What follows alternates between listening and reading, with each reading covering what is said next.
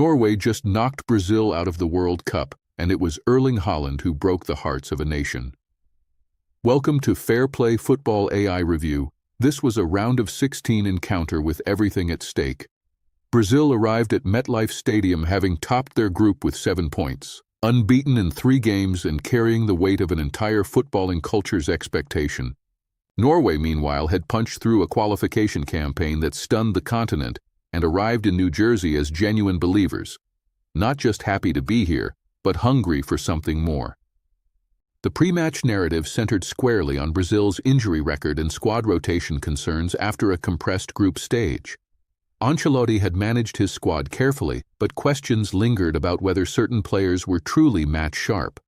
Norway had an unnamed injury concern among their squad, though Solbakken named a strong starting 11 with no significant disruptions to his preferred system.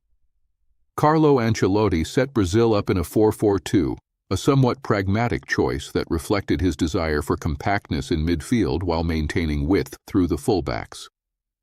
Casemiro anchored the midfield alongside Bruno Guimarães, with Ryan and Gabriel Martinelli operating as wider presences and the strike partnership of Vinicius Jr. and Matheus Cunha given the freedom to stretch Norway's backline.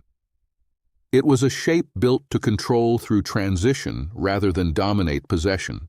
Ståle Solbakken deployed Norway in a 4-3-3, a structure perfectly designed to serve one man above all others, Erling Haaland. Alexander Sørloth and Antonio Nusa flanked the Manchester City striker in the opening period, with Sander Berg as the deep-lying fulcrum and Martin Ødegaard operating in the advanced midfield role he knows so well from Arsenal. The intent was clear: be defensively solid, be hard to break down, and when the moment comes, find Haaland. The tactical mismatch at the heart of this game was Brazil's flat 4-4-2 against Norway's progressive 3-man midfield. Berg's exceptional range of passing, he completed 119 passes across 90 minutes, allowed Norway to recycle possession at will and exploit the half spaces either side of Casemiro. Brazil's wide midfielders were caught between tracking Norway's fullbacks and tucking in, and that indecision created the channels Norway would eventually exploit. Brazil controlled the opening exchanges in terms of territory, pressing high and looking to establish dominance early. The atmosphere at MetLife Stadium, with over 80,000 in attendance under oppressive 28-degree heat, was ferocious from the first whistle. But Norway looked comfortable defending with structure, allowing Brazil the ball in wide areas while protecting the central lanes where Haaland would eventually operate. The most dramatic moment of the first half arrived in the 14th minute when Brazil were awarded a penalty after referee Ismail Elfath initially waived play on following a challenge by Christopher Ajer on Matheus Cunha. The referee was called to the pitch side monitor and correctly reversed his decision. Bruno Guimarães stepped up, and Ørjan Nyland read it perfectly, diving to his left to push the ball away. It was an abysmal penalty, lacking conviction and pace, and Nyland barely had to extend himself. The save was pivotal. Brazil's momentum stalled immediately. Norway almost took the lead on the counterattack shortly after the penalty miss, when Patrick Berg drove forward and unleashed a strike that found the net, only for the goal to be disallowed for an offside in the build-up. It was a reprieve for Ancelotti's side, but it served as a warning shot. Norway were not here to park the bus. Brazil went into the interval frustratingly level at 0-0, knowing they had failed to capitalize on their penalty. The XG at halftime told a story of Brazilian dominance that hadn't translated into goals, while Norway had looked sharp on the transition. Ancelotti needed a spark. Solbakken needed his side to remain disciplined and patient. Norway's transformation in the second half began immediately. Solbakken made a bold double substitution at the interval, removing Alexander Sørloth and Antonio Nusa and bringing on Oscar Bob and Andreas Schjelderup. It was a statement of intent. Solbakken was going for the match, adding greater dynamism in wider areas and more direct running in behind Brazil's fullbacks. Norway became sharper, quicker, more direct. Ancelotti responded by introducing Endrick for Matheus Cunha on 58 minutes, looking for the teenager's directness and energy to unsettle Norway's backline. Then, at 67 minutes, came a double change of his own. Gabriel Martinelli made way for Neymar, and Rayon was replaced by a second Danilo in midfield. The arrival of Neymar was greeted with an enormous roar from the crowd, but Brazil's structural problems persisted. They had 67% of the ball across the match but were being outmaneuvered in the moments that mattered. Fredrik Aursnes came on for Julian Ryerson at 63 minutes, with Norway seemingly managing a knock to their right back. Aursnes brought composure and defensive discipline to the left side of Norway's midfield, helping Solbakken consolidate a shape that was beginning to look genuinely dangerous on the break. The substitution was a smart piece of game management. Then came the 79th minute and the moment that broke Brazil. Schjelderup cut inside from the left with deceptive pace, delivered a measured cross into the box, and Haaland climbed above Gabriel to power a header past Alisson. It was a striker's goal of the highest quality, movement, timing, and the ruthlessness to convert when it truly mattered.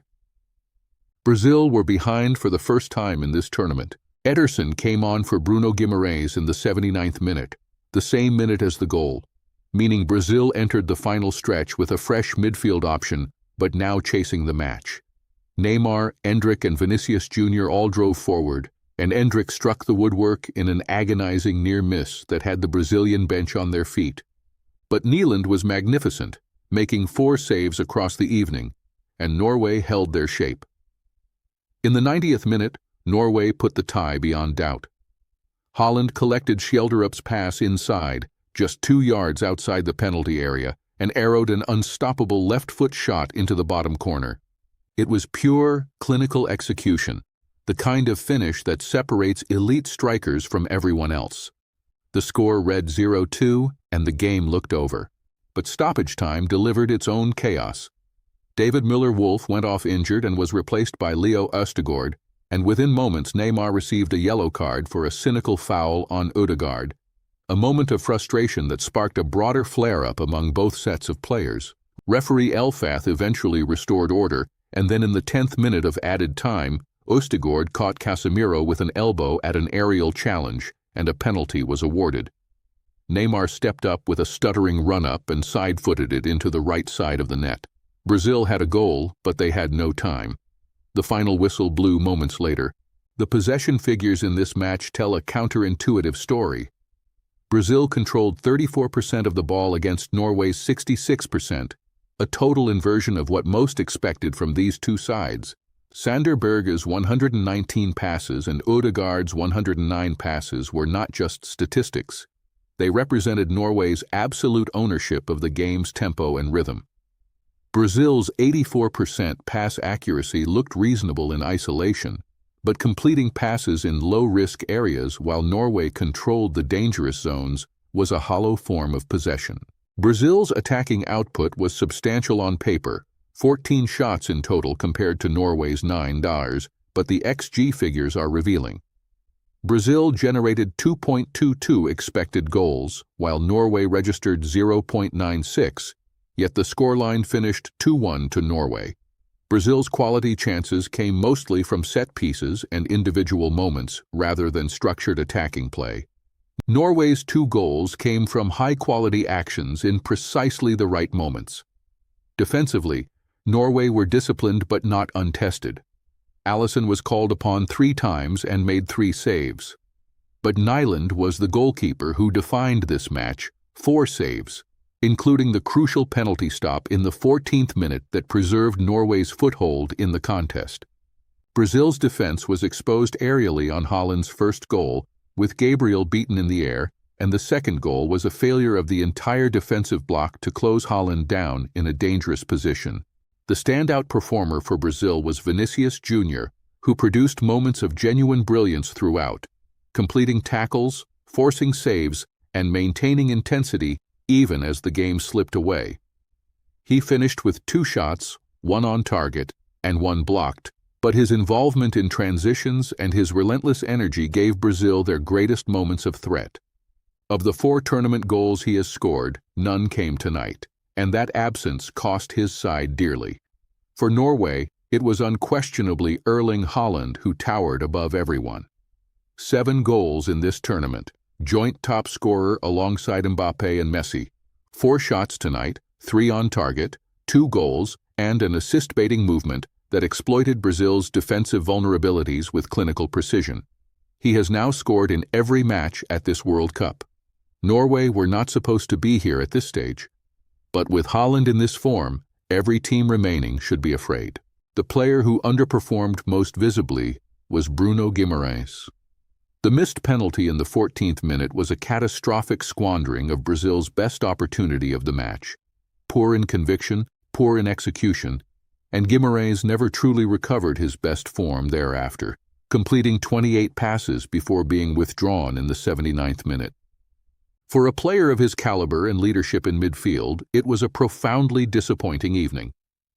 From a managerial perspective, Ancelotti's decision to start in a 4-4-2 felt overly cautious for a side of Brazil's technical quality and the lack of Neymar from the start, instead deploying younger, less experienced options, arguably delayed Brazil's ability to break down a structured Norway block. Solbakken, by contrast, made every substitution count. His halftime double change completely altered the match's dynamic, and introducing Schjelderup, who provided 2 decisive assists, was a masterstroke from the Norwegian bench. The head-to-head context for this fixture is almost non-existent in competitive terms, making this result all the more seismic. Brazil have almost never faced Norway at this level, and this was a landmark result. The kind of shock that reshapes a tournament's narrative entirely and will be remembered for decades. Brazil arrived at this knockout stage with 5 wins from their last 7 competitive matches, having topped their group with 7 points and a 6-goal difference. The loss to Bolivia was the only real blemish on an otherwise confident journey to the round of 16, but a squad that looked capable of going deep in the tournament has now been sent home by a side they were widely expected to overcome. Norway's recent form represents one of the most remarkable upswings in international football over the past 12 months. 9 wins from their last 10 competitive matches, with that solitary defeat a 4-1 loss to France. They have beaten Côte d'Ivoire, Senegal, Iraq, Italy, and now Brazil in this tournament's run, a sequence that would have seemed fanciful even 6 months ago. Brazil are eliminated from the 2026 World Cup. There is no softening that. A nation that came into this tournament expecting to lift the trophy for the first time since 2002 goes home at the round of 16, beaten by a team ranked far below them on every pre-tournament metric. The qualification picture is no longer relevant for the Seleção. Ancelotti will face enormous scrutiny. Norway advanced to the quarterfinals where they face England on the 11th of July. That is a genuinely difficult assignment. Harry Kane has 6 goals in this tournament, and England have looked formidable. But after beating Brazil with this level of conviction, Solbakken's side will fear nobody. Haaland's brace, Nyland's penalty save, Schjelderup's 2 decisive assists from the bench, Brazil's missed penalty, their wasted XG, their inexplicable failure to control a match they dominated on paper. This was football at its most brutal and most beautiful, a lesson in clinical efficiency overcoming statistical dominance. Norway have written themselves into World Cup history tonight. This has been FairPlay Football AI Review. Norway versus England is next. Another giant killing is not out of the question. We will have the full build-up. Do not miss it. That's the FairPlay verdict on this one. If you want more analysis like this, follow us. Find us on YouTube, Instagram, and TikTok at FairPlay AI, and follow Anthony personally on X at Anthony Fairplay. See you next match.